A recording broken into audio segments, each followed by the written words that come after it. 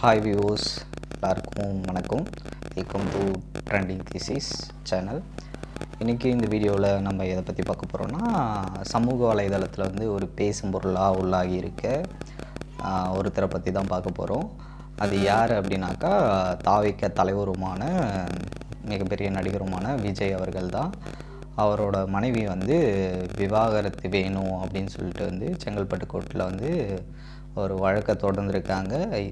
அந்த வழக்கில் வந்து அவங்க வந்து என்ன மனுவில் வந்து என்னென்ன தகவலை சொல்லியிருக்காங்க, எத்தனை பாயிண்ட்டை சொல்லியிருக்காங்கன்னு பார்த்தீங்கன்னா, கிட்டத்தட்ட ஒரு 11 பாயிண்ட்டை சொல்லியிருக்காங்க.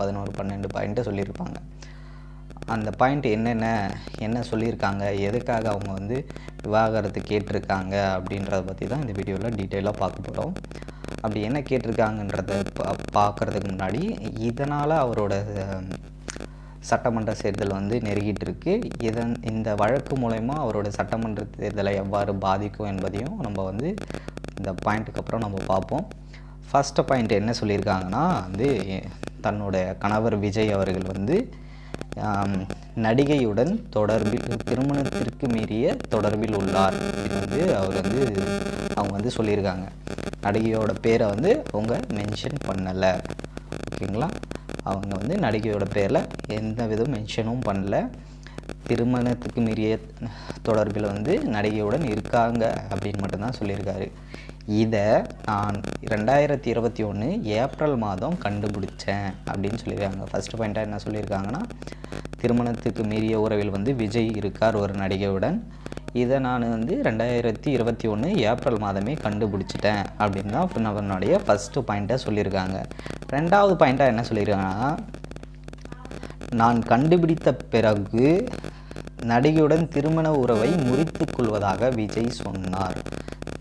இந்த விஷயத்தை எனக்கு தெரிஞ்சதுக்கப்புறம் நடிகையுடன் வந்து அந்த உறவை வந்து நான் இனிமேல் வச்சுக்க மாட்டேன், முறிச்சிட்றேன் அப்படின்னு சொன்னதாக ரெண்டாவது பாயிண்ட்டாக ஒன்று சொல்லியிருக்காங்க. அதுக்கப்புறம் வந்து நான் கண்டுபிடித்த பிறகும் அவர் வந்து அந்த உறவை வந்து மீண்டும் தொடர்ந்துக்கிட்டே தான் இருந்தார். எனக்கு தெரிஞ்சதுக்கப்புறம் முறிச்சிருன்னு சொல்லியும் கேட்காம அவங்க வந்து தொடர்ந்துக்கிட்டே இருந்தாங்க அப்படின்னு மூணாவது பாயிண்ட்டாக சொல்லியிருக்காங்க. நாலாவது பாயிண்ட்டாக என்ன சொல்கிறாங்கன்னா, இவ்வாறு அவர் வந்து திருமணத்துக்கு மீறிய உறவில் வந்து நடிகையுடன் தொடர்பில் இருந்ததுனால அதுக்கு நான் வந்து மிகப்பெரும் மன உளைச்சலுக்கு உள்ளாயிட்டேன் அப்படின்னு தாங்க அவங்க சொல்லியிருக்காங்க. மன உளைச்சலுக்கு உள்ளாகி பாதிப்புக்கு உள்ளாகியிருக்கேன் அப்படின்னு அவங்க சொல்லியிருக்காங்க.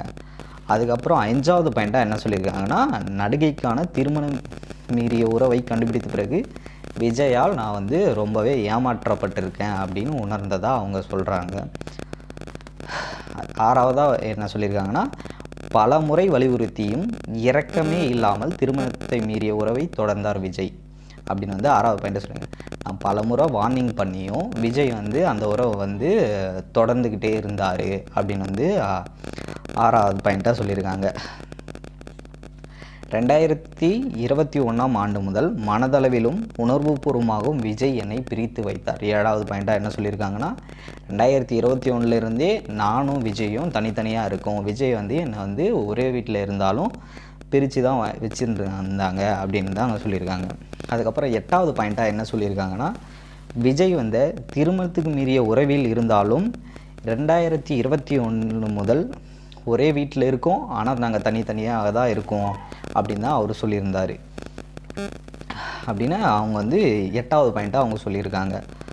எனது கணவர் விஜய் தொடர்ந்து நடிகையுடன் வெளிநாடுகளுக்கு செல்கிறார் அப்படின்னு 9வது பாயிண்ட்டாக சொல்லியிருக்காங்க. 9வது பாயிண்ட்டாக என்ன சொல்லியிருக்காங்கன்னா, தன்னோட நடிகர் வந்து வெளிநாட்டுக்கு வந்து அந்த நடிகையுடன் வந்து போயிருக்காரு, வெளிநாட்டுக்கு போகிறாரு அப்படின்னு வந்து வெளிநாட்டுக்கு போகிறாரு, பல்வேறு நிகழ்ச்சிகளில் வந்து கலந்துக்கிறாரு அப்படின்னு வந்து தன்னுடைய 9வது பாயிண்ட்டாக சொல்லியிருக்காங்க.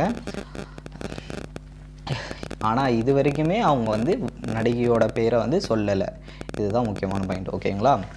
என் கணவருடன் இருக்கும் புகைப்படங்களை வந்து அந்த நடிகை வந்து சோஷியல் மீடியா சமூக ஊடகங்களில் வந்து வெளியிடுறதா அவங்க வந்து சொல்லியிருக்காங்க. சமூக ஊடகங்களில் வந்து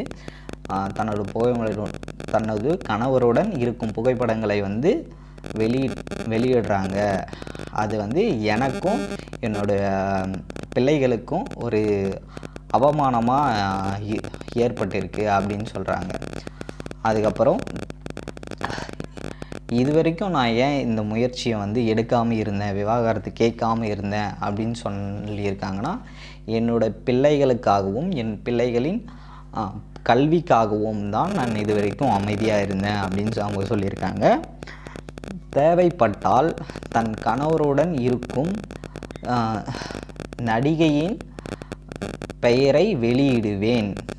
தேவைப்பட்டால் நடிகையின் பெயரை வெளியிடுவேன். அதுவும் அவங்களுக்கு ஏதாவது நெருக்கடி ஏற்படும் பட்சத்தில் நடிகையின் பெயரை வெளியிடுவேன் அப்படின்னு வந்து அவங்க சொல்லியிருக்காங்க. மேலும் திருமணத்துக்கு மீறிய உறவில் இருப்பதாக 2வது மனுதாரராக சேர்ப்பேன் அப்படின்னு சொல்லியிருக்காங்க. வழக்கு வந்து மார்ச் 28ஆம் தேதி வந்து நடைபெறதா இருக்குது. இதில் வந்து விஜய் வந்து நேரில் வந்து கலந்துக்கணும். ஏற்கனவே நம்ம ஒரு வீடியோ போட்டிருந்தோம், அந்த வீடியோவில் ஏற்கனவே சொல்லியிருப்பேன் மார்ச் 20ஆம் தேதி வந்து கலந்துக்கணும் அப்படின்னு. ஓகேங்களா? இதில் வந்து முக்கியமாக அவங்க என்னென்ன சொல்லியிருக்காங்கன்னா, இந்த பாயிண்ட்டெல்லாம் சொல்லிவிட்டு முக்கியமாக அவங்க வந்து மேலும் முக்கியமான விஷயமாக என்ன சொல்லியிருக்காங்கன்னா, திருமணத்தை வந்து எனக்கு வந்து 1999 வந்து திருமணம் ஆச்சு, அந்த திருமணத்தை ரத்து செய்யுமாறு கேட்டுக்கிட்டு அதில் வந்து ரத்து செய்யணும் அப்படின்னு கேட்டிருக்காங்க. அதுக்கப்புறம் நான் வந்து இந்த கேஸ் முடிகிற வரைக்கும் தன்னுடைய புகுந்த வீடான விஜயோட நீலாங்கரை வீட்டில் வந்து வசிப்பதற்கு முழு ஆதரவு அளிக்கணும் கோர்ட்டு அப்படின்னு வந்து அவங்க சொல்லியிருக்காங்க. அதுக்கப்புறம் வந்து விஜயின் தகுதி செல்வாக்கு ஏற்பவும் அவருடைய சொத்துக்கள் மதிப்பு ஏற்பவும் எனக்கு தகுந்த ஜீவன் அம்சம் வழங்க வேண்டும் அப்படின்னு வந்து சொல்லியிருக்காங்க. அடுத்ததாக அவங்க என்ன சொல்லியிருக்காங்கனாக்கா, சங்கீதா அவர்கள் என்ன சொல்லியிருக்காங்கன்னா, இந்த வழக்குக்கு என்ன செலவானாலும் அது விஜயே வந்து ஏற்றுக்கணும் அப்படின்னு வந்து அவங்க சொல்லியிருக்காங்க. ஓகேங்களா? அதுக்கப்புறம் வந்து இந்த உறவை நான் கண்டுபிடிச்சதுக்கப்புறம் என்னுடைய வசதிகள் அனைத்தையும் நிறுத்தி வச்சுட்டாரு விஜய் அப்படின்னாங்க அவங்க சொல்லியிருக்காங்க. பணம் செலவிட விடாமல் என்னை வந்து முடக்கிட்டாரு அப்படின்னு வந்து சொல்லியிருக்காங்க. இந்த விஷயத்தை வந்து நான் சுமூகமாக முடிக்கலான்னு தாங்க செப்டம்பர் 2021 பிப்ரவரி வந்து 2022 வரைக்கும் இந்த பிரச்சனையை நான் சுமூகமாக முடிச்சிடலாம் அப்படின்ட்டு வந்து வக்கீலை வச்சு மூவ் பண்ணேன். ஆனால் அது வந்து எவ்வித முன்னேற்றமும் ஏற்படலை அப்படின்னு தாங்க சொல்லியிருக்காங்க. இந்த வழக்கு வந்து செங்கல்பட்டு நீதிமன்றத்தில் வந்து போயிருக்கு. இது வந்து மார்ச் 20ஆம் தேதி வந்து அதனோட ஹியரிங். ஸோ அதில் வந்து விஜய் வந்து கலந்து கொள்ளணும் அப்படின்னு வந்தாங்க சொல்லியிருக்காங்க. விஜய் வந்து நேரில் ஆஜராக வேண்டும் அப்படின்னு சொல்லியிருக்காங்க. இதனால் வந்து அவருடைய தாவேகா தலைவர் வந்து அவருடைய சட்டமன்ற தேர்தலை எவ்வித பாதிக்கும் என்பது தெரியல. ஏன்னா அவருடைய முதல் தேர்தல் இது.